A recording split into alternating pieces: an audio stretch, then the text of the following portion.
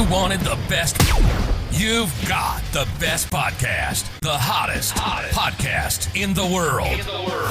The Chris Voss Show, the preeminent podcast with guests so smart you may experience serious brain bleed. Get ready. Strap yourself in. Keep your hands, arms, and legs inside the vehicle at all times, because you're about to go on a monster education roller coaster with your brain. Now, here's your host, Chris Voss. And here's your host, Chris Voss. Welcome to the Chris Voss Show, guys. The ChrisVossShow.com. Hey, thanks for coming by, guys. We certainly appreciate it. As always, thank you for coming by the Chris Voss Show. I know we say that every show, and you're like, does he really mean it? He really does. He really does. From the bottom of his heart, from the bottom of his soul, from the soles of his feet. I don't know what all that means, but it's interconnected. We certainly appreciate coming by. And we also appreciate maybe getting a lot of great reviews on the show over on iTunes. I just checked. There's a bunch of new 5 stars over there. So if you get a chance, go over there and give the show a 5-star rating. Tell them how much you love the show, how much it changed your life. Maybe you named your kid after the Chris Voss Show. Really? I just made that up. I got to make that a thing. Make sure you name your Chris, the ChrisVossShow.com. Somebody please do that for me, because, I don't know, it seemed like a good idea. That or send in your tattoos. How many people you have tattoos at the Chris Voss Show? Anyway, please don't put my face on your tattoo. I'm just saying that. Just do the logo. Anyway, guys, refer the show to your friends, family, relatives. YouTube.com/Chris Voss. Free for an unlimited time. Grab it while it's available. Hit the bell notification button. Go to goodreads.com/Chris Voss. See everything we're reading and reviewing over there. Also go to all of our groups, Facebook, LinkedIn, Twitter, Instagram, all those crazy places those kids are playing.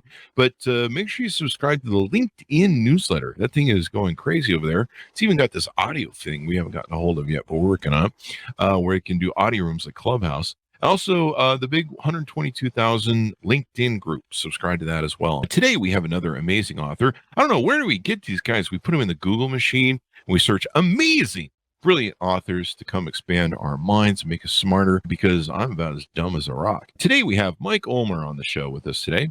He is the author of several books. This one is coming hot off the presses, March 11th, 22. It came out, and it's called Show and Tell Writing, a great short business book about how to write a great short business book. Wait, does that cancel itself out? He is on the show with us today. Welcome to the show, Mike. How are you? Thanks. I'm really great. How are you guys doing down there? We're doing good. I guess you're coming to us from Canada. Does that mean you're looking down on us? I am looking straight south. And whenever I look south, I don't like what I see. Bunch of crazy Americans. No, I just meant right here. When I look south, I see the dad body and I go, oh man, I think I'm gonna keep looking north. Well, there's always that. Just keep the dad bod away from the wife. She'll be happy. So tell us a little bit of origin story about you. Also your .com, so people can find you on the interwebs. Sure. So my website is called getcatapulted.com. Mm-hmm. And my story is that I'm a writer. I've had about 20,000 interviews. Wow. And when you do something 20,000 times, you get pretty good. And so my career was journalism. I traveled the world as a journalist, a great gig, met all sorts of famous and important people, around Michael Jordan and all those guys who went to the Super Bowl and the Olympics, and had a lot of fun, a great career. And now I'm helping people write their books. And that's really, really rewarding, because there's just a profound need. Everyone talks about the need to write a book, but it's a little bit like Mark Twain said about the weather. Everybody talks about it, but no one does anything about it. I talked about it for, 10 years, and then finally put it out over coronavirus. Did you ever write it? Yeah. Finally. Good man. I tried putting one out when the iPad first came out. Yeah. And all the publishers like, we're going out of business thanks to Steve Jobs. No, we're not doing it. I still have the letters. But no, the joke is that I took 54 years to write my first book. So I have my second book out when I'm 108. So this is really good. Show and tell writing, helping people learn how to write a great short business book. What motivated you, Ryan, to write this? You've got how many different books? I think I've got about 14 or 15. I know it sounds silly because there's some that is sort of 95% me. I never know whether to count them or not. Sure. Yeah, no, it was just a thing where I wanted to be able to help people. There's just so much trepidation about writing, There's this thing about writing is that everyone you think does it better than you do. And so it's very intimidating. And my point is, that great guitar solo where Prince did, "Well, My Guitar Gently Weeps," famous guitar solo. Just because you can't do that guitar solo doesn't mean you can't play guitar. It just means you can't be Prince. Yeah. And so you can just do rhythm. yeah, we all have the ability to write a great book because we all have fantastic stories. Our stories are our fingerprints. They're the only thing that distinguish. If you sell insurance and you sell insurance and you sell insurance, what's different? Well, what's different is the values that you formed and the journey of your life and how that underscores how you do your business.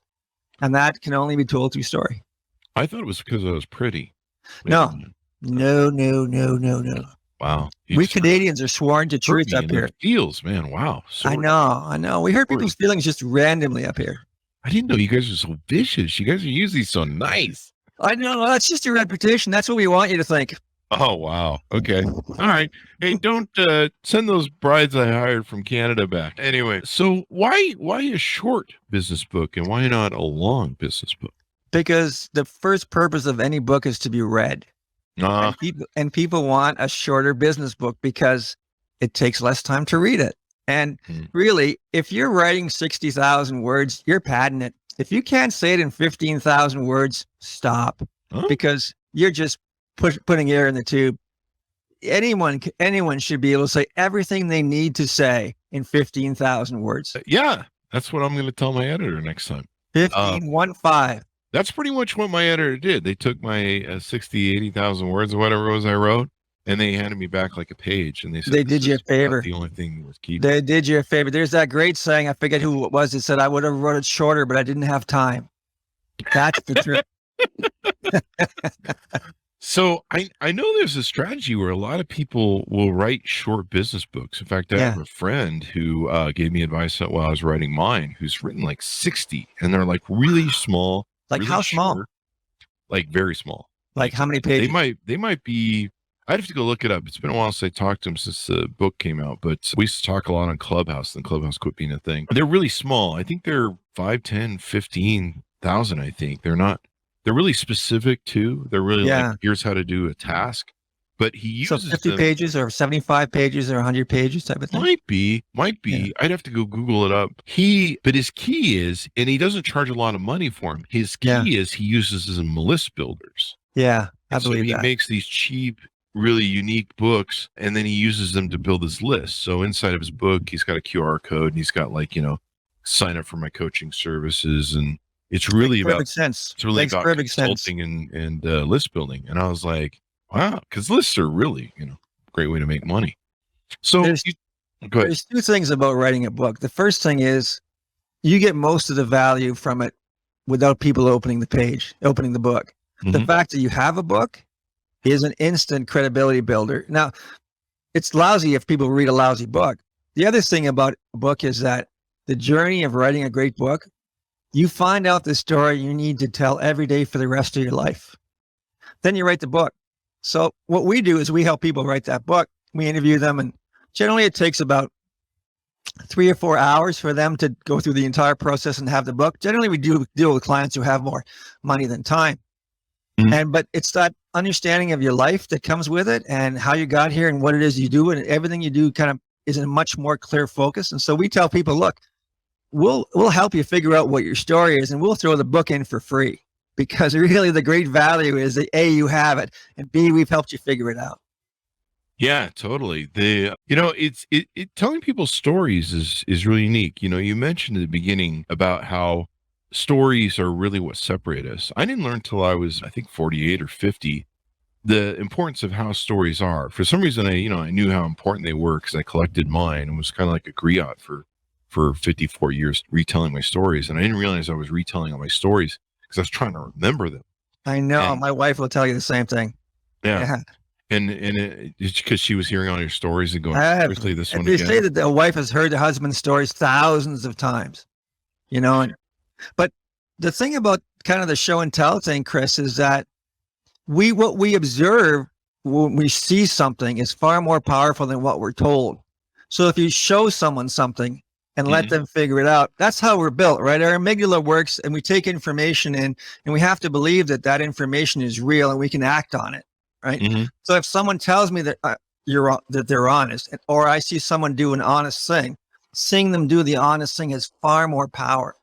So the trick to great, convincing people that you have merit is to mix in the show with the tell, because you have to tell people stuff. So I'll give you an example. The movie, The Big Short with Margot Robbie. Remember she's sitting in the bathtub drinking champagne, explaining to you trenches and financial things. That's a sheer tell, right? You're listening to Margot Robbie. That's a sheer tell.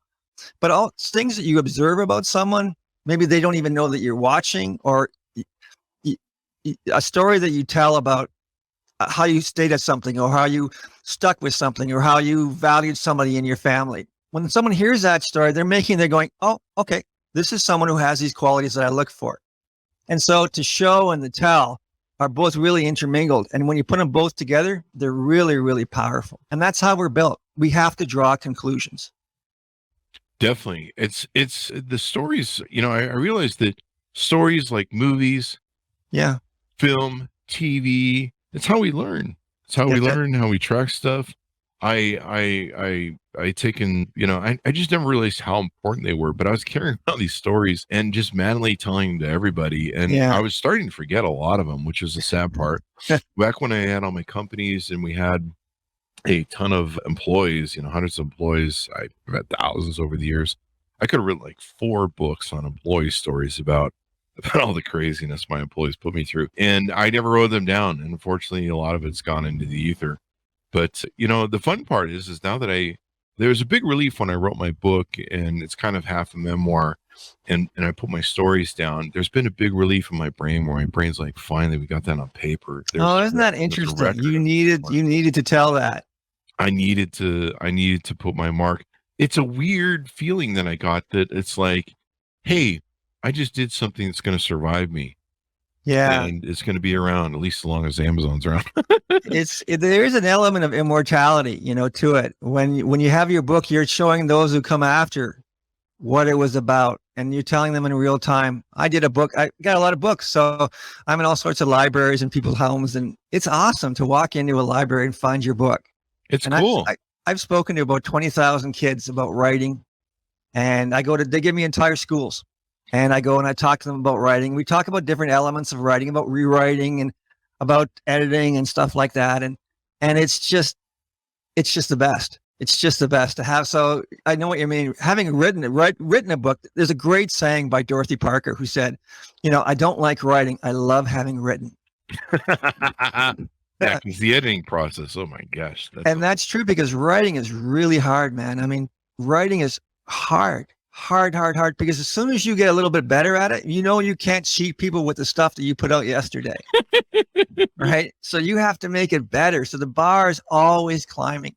You don't get any better. You just get yeah, hopefully so. We're working on the second, third book right now. So nice. That's good. So you help a lot of people. So you basically help people, coach them, get their book out. Do you show them how to do all the editing, all the promotional stuff? All we do is there's so much emphasis on Chris on marketing the book. Everywhere you go on Clubhouse, there's people that are going to tell you how to market your book. We're going to make you the #1 list. We're going to put you on, the Amazon list for this category. It's just such crap.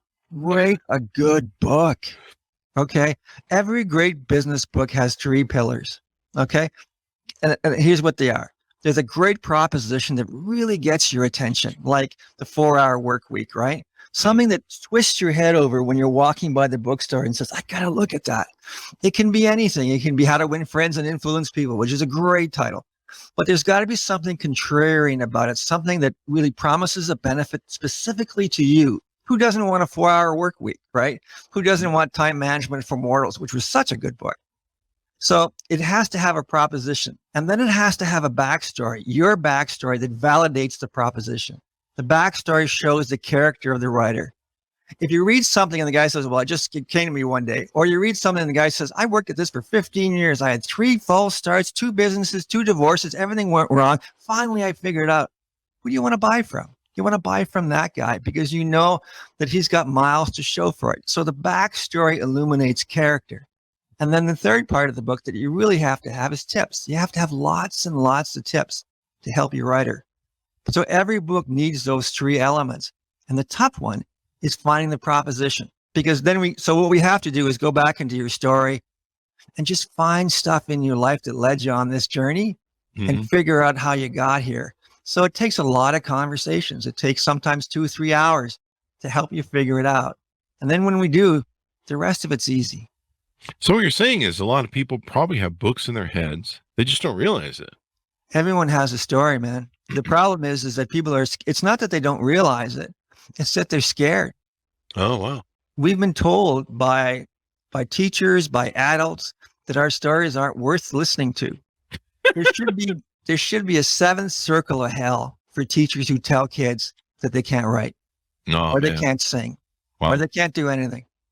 And we don't feel entitled to tell our stories. Like, listen, if Chris Voss tells me, I haven't got time to write my book, Mike, I'm fine with that, right? Or I have other things to do. I'm fine with that. Don't tell me you can't, because you can. And someone's lied to you. And I find that repugnant. Everyone's got a story. And as you know, stories are key to business.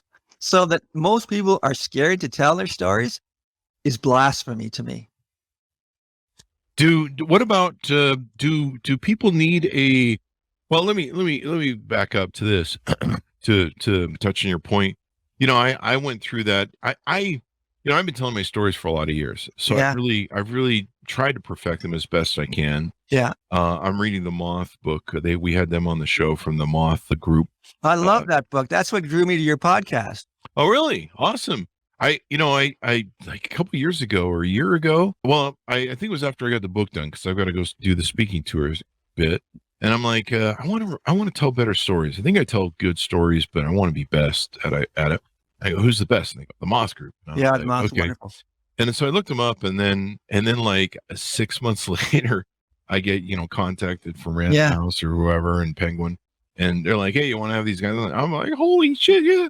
And so telling stories is so important. But I went through that period, or I was able to perfect my stories over time, because I've been telling them for 34 years, and Clubhouse kind of pushed me over the edge, because I was telling all my stories in these groups to entertain people, and they're like, these are really great stories, and I'm like, yeah, I've been telling them forever.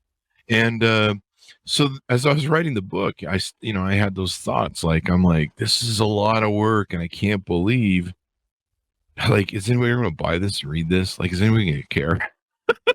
I was having those self-doubt thoughts halfway through it.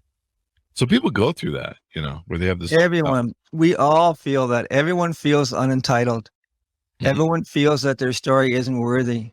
No one that does this every day doesn't feel what every rookie feels. It's really hard, man. I'm not going to sugarcoat it. It's really hard. And finding your own story by yourself is really, really hard. The analogy I make is, if you have we don't do our own appendectomies for a reason. If you're going to work with me, I'm going to make you occasionally uncomfortable. I'm going to ask you about things that maybe you don't want to talk about, because those things are really key. So can I give you an example? Yes, please. Sure. I have a client, a friend of mine, I did a book on him. His name is Ron Foxcroft. He invented the Fox 40 whistle, that really shrill whistle that you can hear. He cuts through, cement. It's a fantastic product. He's become a very wealthy man on it. Ron is one of those guys that was always such a hard worker. And he told me, I don't drink. He said, when someone tells you they don't drink, there's a reason why they don't drink, right? There's a story. It's either their story or their mom or their dad's story. And so I said, how'd you get along at home? And he says, well, I had a hard relationship with my dad, and he beat me every week.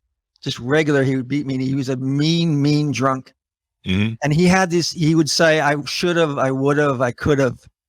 And Ron decided, after getting those beatings, that he was never going to be that guy.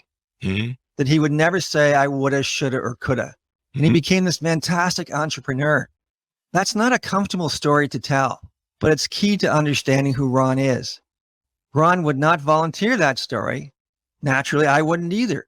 But when someone asks you and explains how important vulnerability is, and vulnerability is essential, then the story comes out. And that nothing in that book, and there's it's called the 40 Ways of the Fox. There's all sorts of business advice. There's great stories. It's just loaded with great stuff.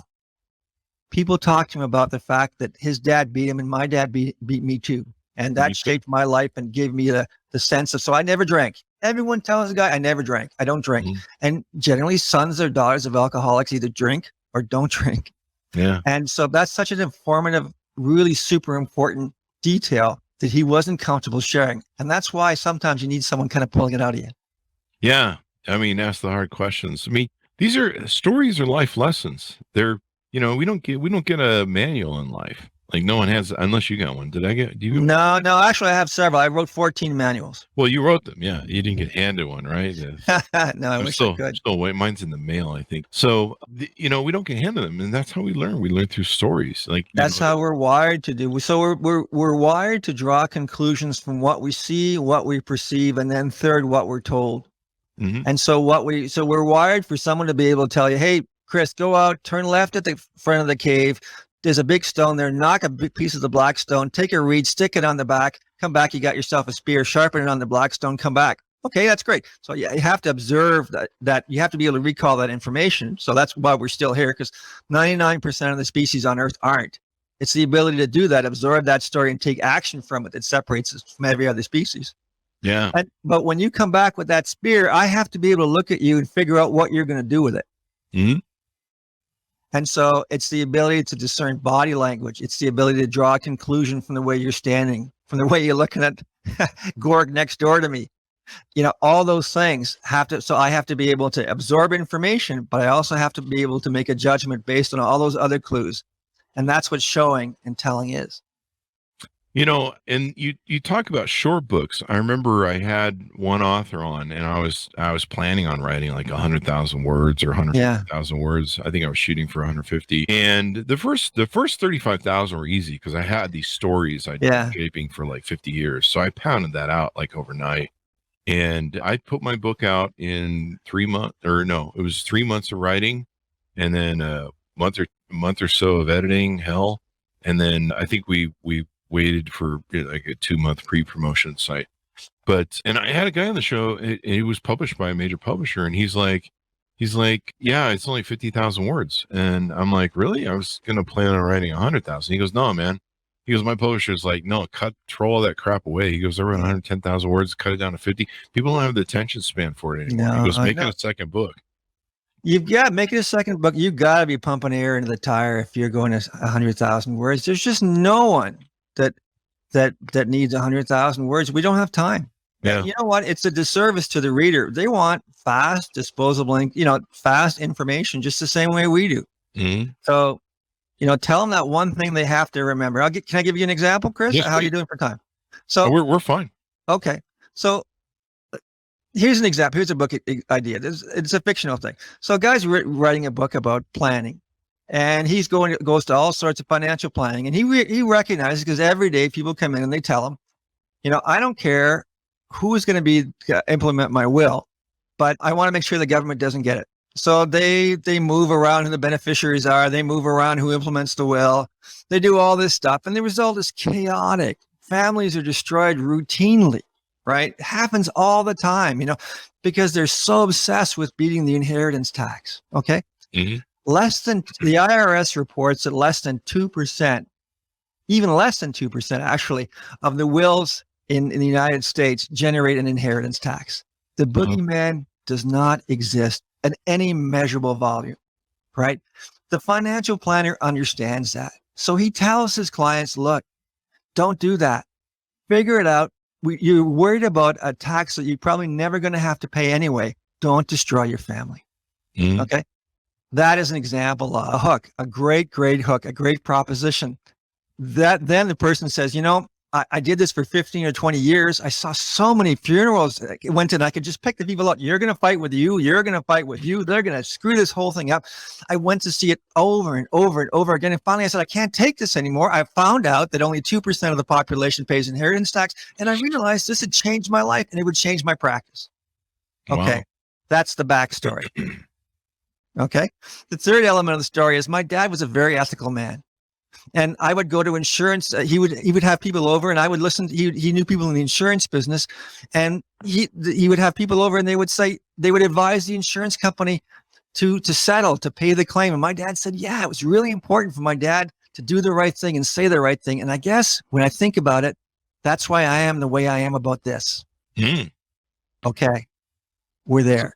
Now tell me all sorts of hints and stuff and devices that you can use to make this happen. Because now we have our book. We have the proposition, don't wreck your family over the boogeyman, right? We have the background. I had all this stuff, all these experiences, which brought me to this conclusion. So that validates everything that you're saying. And you have the backstory that speaks to character, right? Honesty. And then you have all these things, ideas and clauses and stuff that you can use, measures and means that you can use to avoid this happening. Those are the 3 elements of the book. If you have those, you have a great book. You don't tell any part of your story to take your, to sort of get it off your chest. Every word in that book should be of utility to the person that's buying it. They're giving you all their attention. They're stopping everything in the world to read what you have to say. Yeah. Everything you do in that book should be to their benefit for them. Yeah. So don't tell stories just because you think it's a funny story. Tell a story that's going to illuminate who you are and how you can help them. Definitely. And I can't remember if I was in the editing process or at the end, and I was really struggling with, I had a lot of people that were in my ear and a lot of vendors that were in my ear. I had one friend that was like, don't do a memoir, write a definitive novel, or not a novel, but a definitive dictionary or encyclopedia on what leadership is.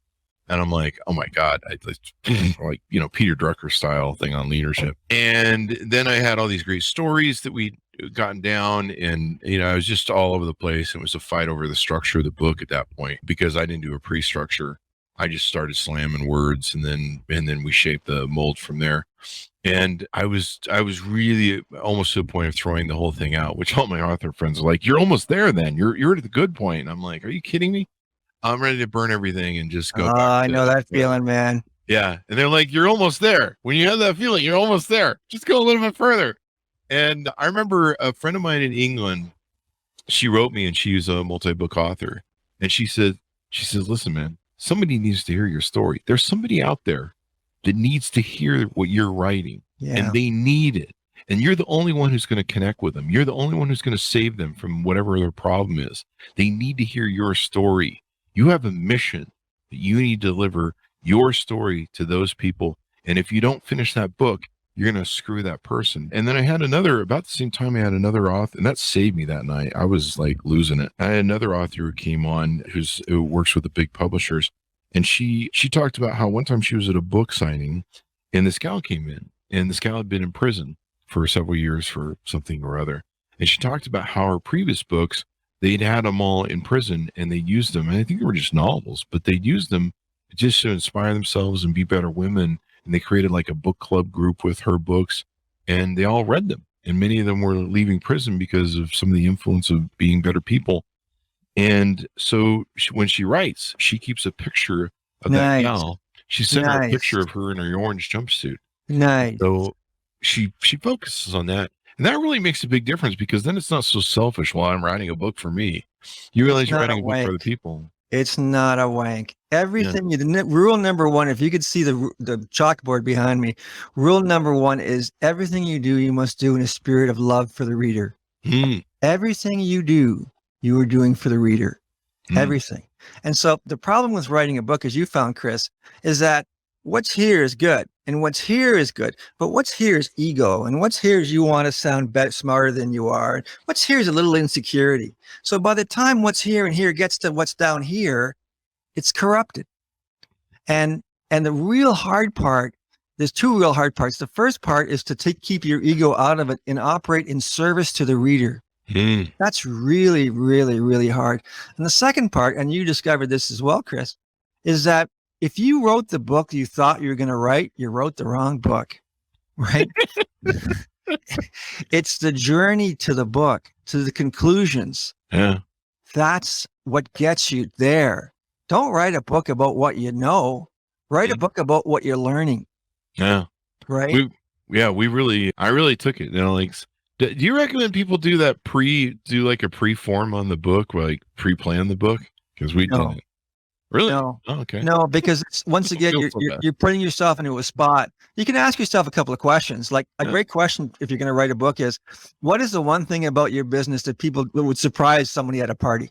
And if you said, well, inheritance tax, that's a good one, right? That would be, so you can start with that, but here's the thing about a book. It already exists. It's very difficult to make people understand this because it sounds very kind of airy-fairy. it is already exists. It's there somewhere. You're not building it. You're uncovering it. Mm-hmm. It's going to lead you on a merry chase. And 100 times you're going to think you're right. You've got it, and you won't. Yeah. But it's like being in love. Because when you're in love, you realize all those other times you thought you were in love, you weren't. And now you realize what being in love is like. And now you know you've got your book. Right? It is cool to be an author. It was cool to fill out all the author stuff and plant my thing and then see it on Amazon. That was like all my friends and everybody. I'm like, look, I'm on Amazon. There's nothing that makes the people overestimate your intelligence like writing a book, Chris. It really does. Yeah. I've actually got a couple friends. I love them. I've been dining on that for decades. Yeah. I've got a couple friends that I they traveled all over the world before COVID, huge speaking fees and everything. I found I was like, I need to fucking read their book, and I'd go buy their book, and I'm like, it'd be like type that was like this large and just horrible origin stories, and I'm like, serious? You built this career off this thing? And not everyone's booked that, but there's a couple ones that are real standouts. That's like. And then I realized that a lot of people don't read books; they buy books and listen to books, which is great. And that's what I did too. So yeah. I got to do my audiobook. I think those are fun. Those are a lot of fun. But it is. There's nothing that makes people. It's just amazing. 50% of the value of having the book. You don't even have to release it. Just put it on Amazon and don't even sell one. Yeah. Even when I'm dating, you say you're an author.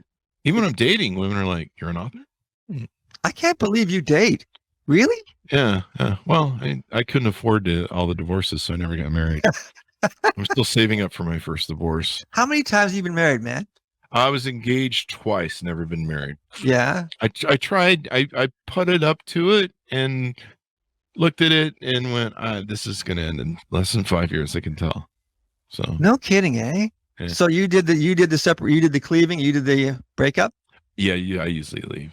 I'm a real free bird. I'm kind of broken too. Early on, I had a modeling agency and an acting agency. It was one of our empire companies that we had. And so I lived kind of as the Hugh Hefner of Utah for a while and had a bikini team. One of my friends, Ron Rice, who once were in Tropic, and had a lot of girls that went to the Playboy Mansion and stuff. And I never got to go hang out with Hugh, but I knew how Hugh operated pretty well. So I got kind of an interesting life. That's behind me. And I don't know, man. I've seen a lot of people go down that road. Oh, one of the other things is I had a mortgage company for 20 years. So I read a lot of divorce decrees and a lot of divorce stories. I'm sure. And after a while, you kind of go, yeah, I don't. No, man, I got it right the first time. I met my wife when I was 18 years old. And, now we didn't know at the time, but what she was doing, she was like, she was stalking me. You can't say that now, but she was I tell her that you were stalking me, and she laughs at me. I met the perfect woman when I was 20, man. I was so lucky. When I was 18, actually. That's what you got to do. I mean, that's what they're finding now with the data. You've got to get those girls that don't have a high body count, and they've all my friends that are still married, they married in high school. Yeah, I find that to be really true. And I think that 30-year-old women come already pissed off, and I don't blame them. If I had to deal with the goofballs that they've been dealing with, guys that are sending them all these photos and stuff, I'd be pissed off too. Anyway, any hoozle. So the other question I want to ask for you is, I guess you recommend people self-publish. What's the difference between self-publishing and using a big publisher, in your opinion? Well, a big publisher is almost impossible to get. Lists are getting smaller. Publishing houses are closing. And we have the tremendous advantage of being our own media companies. All of us are our own media companies. So you can self-publish, and so what we do is everything up to the moment that you roll the book off the line, we do. Mm-hmm. So we'll pick the cover out for you. We'll edit it. We give it the anywhere 10 of Dutch copy edit. We do the interviews. We format everything. The book looks great. And then you just roll off it. And that's the beauty of it, because you can do anything with that book. And it's such a powerful tool. But I just write a good book. Don't worry about marketing it. Don't worry about lists. Don't worry about any of that crap. Write a great book.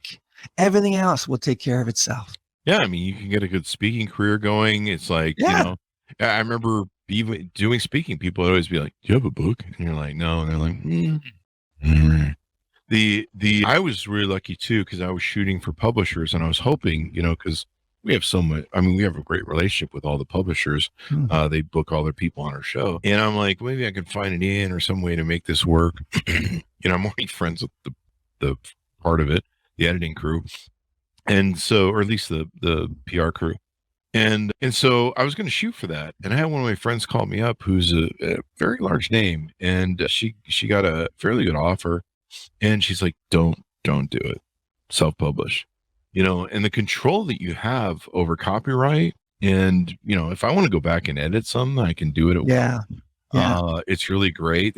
We actually flipped around the book, the structure of the book a week or two into it. There's so much more power. And she got talking to me and I was like, holy crap. And they bury it pretty much with all the advertising they do and everything they put into it.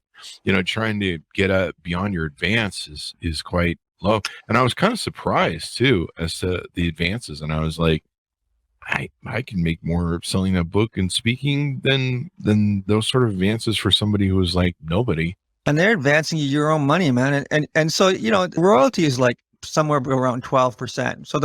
So 50% of the markup of the book happens in the store. Okay. You're not getting 12% of the $20. You're getting 12% of the $10. And then there's a whole lot more things coming out. Really, books are not really very profitable things through the major publishing houses unless you have a hit. And, that's really, really hard to do.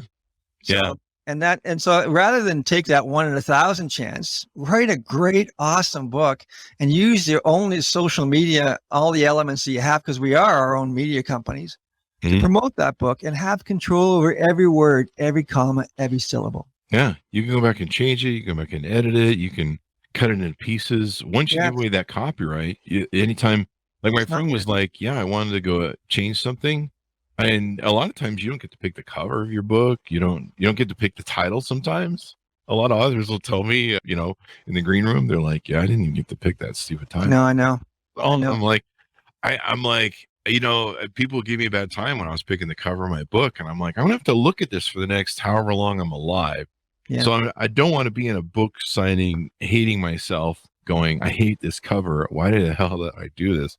So I'm going to find something I love. One of the things I was looking over your website as we were talking. Yeah. How long does it take to get my book back? So do you interview people and then you have somebody go write the book? Or so no, what we do is I interview them or one of our staff members interviews them. So there's two things. We're sort of getting into helping people sort of write their book, because there's a real market there. People just want some help. So we're kind of figuring that out. Our basic service is you call me, Chris, you call me, and we schedule 3 interviews, 4 interviews, and we talk for a couple hours, maybe 3 hours, and we sift around and we find what that thing is, what that really, really great hook is, that proposition that's yours. And sometimes that takes forever. I had a friend that was writing a book. We were writing a book about servant leadership. And he's a big proponent of servant leadership. And we were talking hour 3 or something like that. And we were talking about millennials. We were talking about how we taught them to sort of just want what they want. If they didn't get it, they walk, right? And they, and that's really causing a lot of consternation. There's a lot of talk about millennials being entitled, all this stuff. And my friend says, and he's a business coach, he says, they're right. They're absolutely right. What they're asking for, steady feedback, a recognition of what they're doing, access to the decision makers, were all stuff that we wanted. We just forgot. And I said, man, you're like a 50-year-old millennial. That's the title of the book, The 50-Year-Old Millennial. The 50-Year-Old Millennial. I saw that one on your list. Yeah. And so it's about how it's not a book about millennials. It's a book about servant leadership and how that's a perfect vehicle to keep talent, whether they be millennial talent or not. But we didn't know that was the book until so many hours in, right? It takes a while to find that amazing, amazing element. Once you have that, you're in good shape. And I imagine you help people shape their stories, because some people, you can kind of have to turn them into something. And that usually happens during editing too. Well, not editing, but me re-editing. Like I would write the story and then I would go back and I'd be like, how can I flesh this out and make it more, give it maybe several different rungs going on, or some different aspects going on, where it's just not one thing. There's like multiple things happening, and being able to play it out that flows in an even way. And I remember restructuring, some of my stories a million times. And to me, they got better than the way I used to tell them.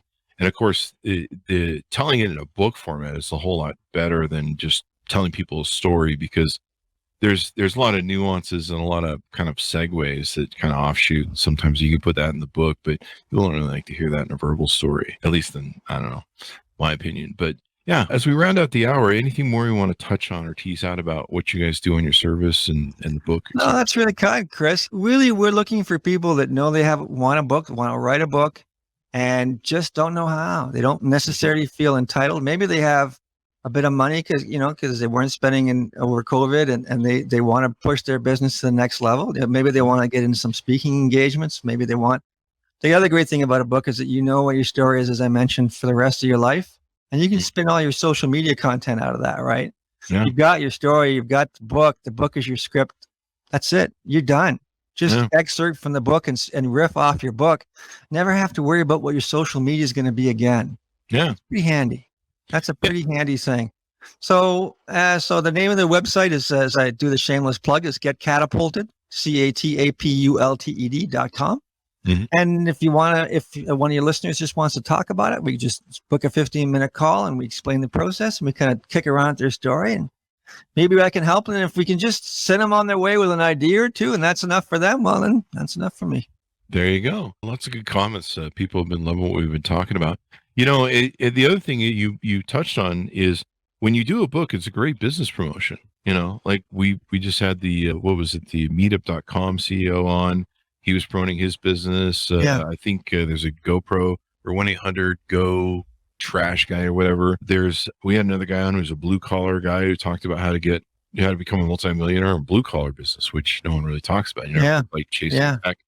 And they're great like advertisements for your business. And so you can do that and take that to the next level. And it really does. Like, I think the 1-800 guy, I've seen him all over LinkedIn. It's the 1-800 trash guy where you pay to have the trash bins brought and they fill them up. So the guy's like everywhere, and he uses it everywhere on LinkedIn. And he's got a book and everything. And just it really is fun to be an author. Man, I've loved it. I've loved being one. I've loved telling people, what do you do? I'm an author. And every word is your own, because we've talked to you, because we've interviewed you. And so what we do is we take the transcript and we shape your book with it. So every word that's in that book, you said. Yeah. Right. Yeah. So it's really, really powerful. So you don't have to go and write a ghostwriter. They just basically write your book and go, here it is. Yeah. And maybe it's about you and maybe it's not, or it's really just fiction. Yeah. But your book has you spoke every word that's in that book. There you go. And that's really powerful. Yeah, definitely. Well, it's been fun to have you on the show, Mike. Thank you for having me. I had a great time. And a good Canadian. Eh? Good Canadian guy, as a hockey commentator used to say. I love Canadians. I need to go hang out there. We got room.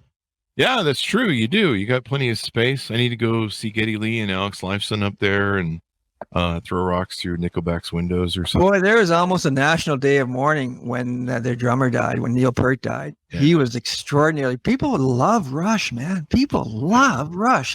My guitar teacher was just a wonderful guy. He thought Rush is one of those bands you either get or you don't. And I'm going to tell you, I don't get them, but there's a lot of people that love them. Well, you guys put out a lot of great comedy up there too. I mean, there's some of the great comedians out of Second City and stuff. Mike Myers and all those guys. Yeah. Jim Carrey. Yeah. Some people think that's because Canadians sort of have this, they're the quiet person in the room looking at the really extraordinary people, and they're the ones that are taking all the notes. Yeah. And so when they turn around, their humor is it's like seditious, really. When you're laughing, it's like the greatest humor is the intersection between truth and surprise. When you say something that's really funny but really true, it just brings the house down. And you have to be someone who observes. And as Canadians, we spend a lot of time observing pretty interesting stuff south of the border. That's true. You got to watch our crazy murky stuff going on that we're always up to. We're the crazy drunken brother. We are, as we said, as Robin Williams said, it's being a Canadian is like living above a meth lab. That's pretty much true, especially these days. And it'll probably get worse. And we're trying to import some of that up to you guys. You guys had that big trucker thing going. Oh man, that was bad. Like here in America, those guys were to get dragged off on the first day, and they should be. Those guys were terrorists. They were terrorists. They're going to overthrow the government. I voted for that government. Thanks.